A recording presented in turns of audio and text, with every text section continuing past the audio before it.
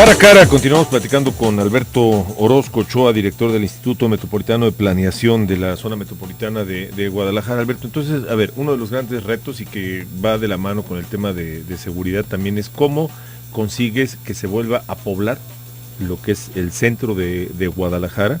O sea, ¿cómo vas a conseguir que la gente quiera volver a vivir ahí? Sí. ¿Y quiénes son los que se van a querer ir a vivir otra vez ahí al centro de Guadalajara? Y sobre todo el plazo que esto pueda tomar, ¿no? Entender que esto no es de hoy a mañana, sino que es una apuesta en la que pues también los primeros deberán de tener un premio, como decíamos, ¿no? Ir a habitar allá, ser parte de ese proceso de cambio, pues a un buen sector de Pero ¿cómo la vas a ciudadanía. conseguir que la gente quiera voltear otra vez cuando pues, es mucho más atractivo ¿Cuál sería la irte zanahoria? a las orillas de la zona metropolitana, ¿no? El empleo es una condición que debemos de voltear a ver, o sea, cuál es el tipo de empleo que el municipio debe fomentar, en específico en el área central. ¿Cuál es el empleo ideal, visto de alguna forma, que genere el menor impacto ambiental o por lo menos en tema de y que no involucre transporte de carga, por poner un ejemplo así, ¿no? ¿Cuál es ese direccionamiento, ¿no?, que le tiene que dar el municipio a la generación de empleo? ¿Cuál es el que va a incentivar y cuál es el que va a desincentivar, que son los instrumentos que tiene cualquier gobierno, ¿no?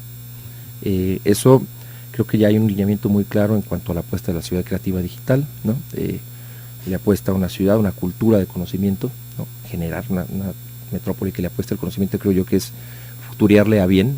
Creo que en ese sentido vamos apuntando correctamente, pero entender también que esto es un proceso de 10, 15 años en donde los riesgos o las apuestas que podemos hacer de cómo ir direccionando esto correctamente deben de ser muy flexibles, como es la planeación. O sea, debemos tener un cierto margen de ir induciendo este desarrollo o este rescate del centro de la metrópoli de una forma muy flexible, con estrategias que nos permitan movilizarnos un cierto margen, ¿no? Director, cuando tú hablas del centro de la ciudad y ese criterio me queda perfectamente claro. Ahora yo diría lo contrario. Sí. Cuando tú vives o cuando tú le ofreces vivienda a una persona y la estás mandando a 30 kilómetros de distancia de la Catedral de Guadalajara, en donde difícilmente va a tener agua suficiente, en donde el transporte va a ser un cohete para ir y venir, en donde los servicios son más caros porque están muy alejados de las zonas que los tienen completos. Sí. ¿Cuál es tu criterio? Son complementarios. Finalmente, la oferta, si la llevas a centrarla, ¿no?, a una zona central, de alguna manera estás afectando también con esa oferta a la demanda de la vivienda que había afuera, ¿no? Hay que entenderlo como un fenómeno económico. O sea, tienes un mercado, un número de compradores, un número de viviendas en oferta, cuántas se ofertan adentro, cuántas se ofertan afuera, cuál es el nivel de infraestructura, si la ciudad, como lo estamos viendo, le está apostando a inyectarle, por lo menos a eficientizar al máximo la infraestructura en el interior de la ciudad, de la metrópoli. Esto finalmente creo que también es un tino, nos lleva a una estrategia de ciudad compacta. O sea, estamos generando incentivos para compactar la ciudad y esto es mucho más sustentable. No lo decimos solamente por el caso de Guadalajara, lo podemos voltear a ver a cualquier práctica de cualquier ciudad. Todas tienen esta estrategia de tratar en la medida de lo posible contener sin restringir, porque entonces empezamos a meterle mano al mercado y esto tiene sus afectaciones. O sea, puedes encarecer la vivienda en el momento en el que la pretendas contener. Pero se está haciendo. Yo creo que la gente ya entendió, y esto lo vemos por Pero la gente la deshabitación que hay, por ejemplo, en Tlajomulco de vivienda. La gente ya optó por dejar la casa. Me refiero a dejar la casa en el abandono, específicamente. Las casas estas de las grandes desarrolladoras. Sí. ¿Y a dónde se están yendo? Bueno, lo que pasa es que hubo vamos a dejarlo así, no se entendió bien con ese modelo de vivienda qué era lo que se pretendía, más allá de ofrecerles un techo para dormir. Pero una ciudad dormitorio entendemos que ya no es una apuesta viable, sostenible, para esta metrópoli ni para el contexto nacional. Lo leemos hasta en el Plan Nacional de Desarrollo. O sea, ciudades compactas que generen oportunidades competitivas. Yo creo que esto ya está terminando y ya permeó en ese sector de la población más vulnerable. O sea, ya entendió que con el 40% de su ingreso se lo tiene que destinar a movilizarse desde 30 kilómetros para poder llegar al trabajo y encima dedicarle 2 horas y media de traslado, pues no.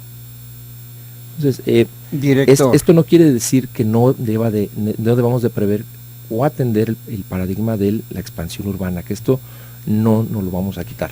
O sea, las ciudades van a tender a seguir creciendo, y en la medida en la que se vuelvan más competitivas y más prósperas, tú generas un mayor atractivo de la ciudad para la gente de fuera, ¿no? Pero que crezca ordenadamente, director. Exactamente. El tema y el reto ahí es cómo propiciar un desarrollo metropolitano sustentable.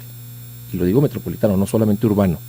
Metropolitano involucra el cómo vamos a atender también estas franjas verdes, cuáles son las reservas que deben de definitivamente ya alcanzar un límite, en cómo las vamos a preservar y cuáles van a ser las estrategias para preservarlas, en dónde sí y cómo. Entonces ya no vamos a ver un Cerro del Cuatro poblado.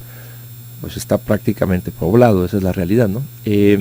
Hay fenómenos, yo estaba muy impactado por el fenómeno de la verticalidad o la vivienda en las laderas, pero bueno, termina uno después visitando entornos como los de Medellín y queda uno impactado, ¿no? Dice uno, el Cerro del Cuatro no tiene la complejidad que tiene una comuna 13, por ejemplo, en Medellín, ¿no?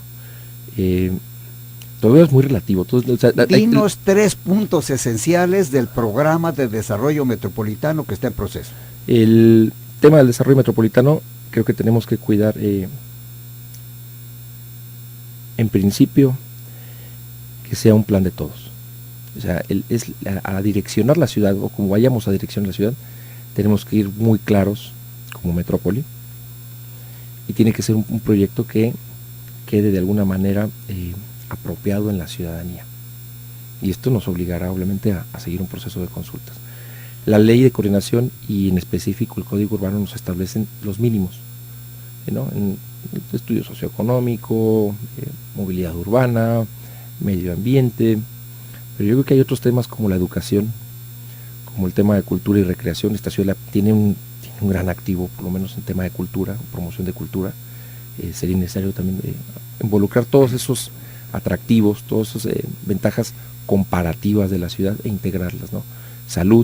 La salud creo que también es otro de los temas importantes que la ley no prevé, pero que sí debemos de abordarlo. En fin, tenemos este primer reto, estas primeras tareas del instituto. En particular puedo decir, la primera encomienda, el primer gran obstáculo es sacar un programa de desarrollo metropolitano, y en ese sentido pues no queremos quedar no lejos de la expectativa que se tiene.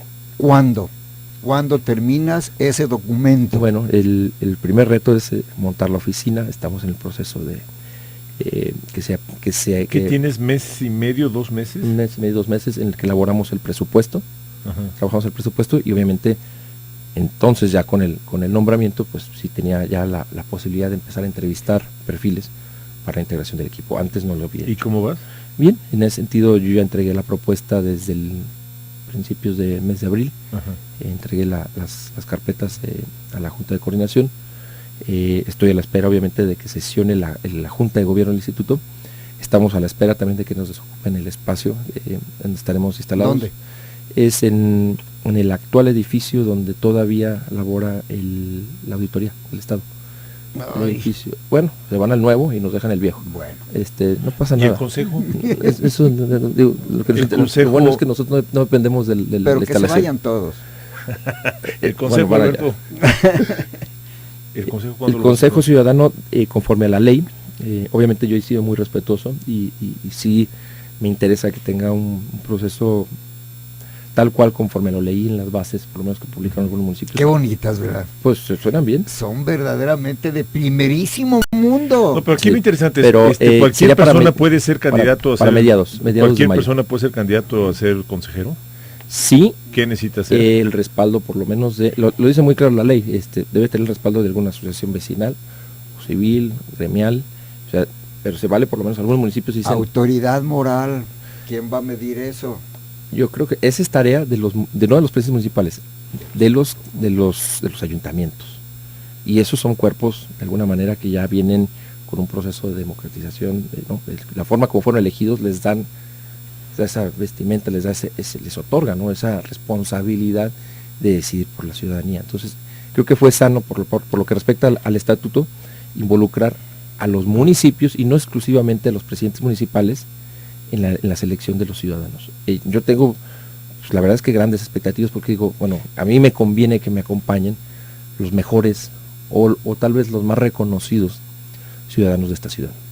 ¿Cuánto van a cobrar los consejeros ciudadanos? 0. O sea, es honorífico. Es honorífico, y creo que es importante que quien asuma este compromiso lo entienda. Y la otra es que lo cuide, que no caigamos con estos prejuicios. Tuve oportunidad por ahí de platicar con gente pues de mucha experiencia. Me dicen, híjole, que es lo de los consejos, pues hemos participado en muchos. Le dije, bueno, hay que también trabajar en un cambio de chip. Me refiero a una reprogramación también generacional. De suyo muy complicado. Alberto, vamos a hacer una pausa y como ya se nos va prácticamente a terminar el programa, nos queda el último bloque. Sí. Me gustaría que tú, con tu experiencia como urbanista, como gente estudiada, que ha estado en organismos internacionales, que conoces las principales metrópolis del mundo desde el punto de vista de problemática y soluciones, ¿cómo ves la zona metropolitana de Guadalajara, digamos, en el mediano y el largo plazo, ¿no? O sea, ¿qué es lo que va a pasar, digamos, en 5 años, en 10, 20, 25 años con esta la gran Guadalajara? ¿Te parece? Sí. Hacemos una pausa, continuamos, es Cara a Cara.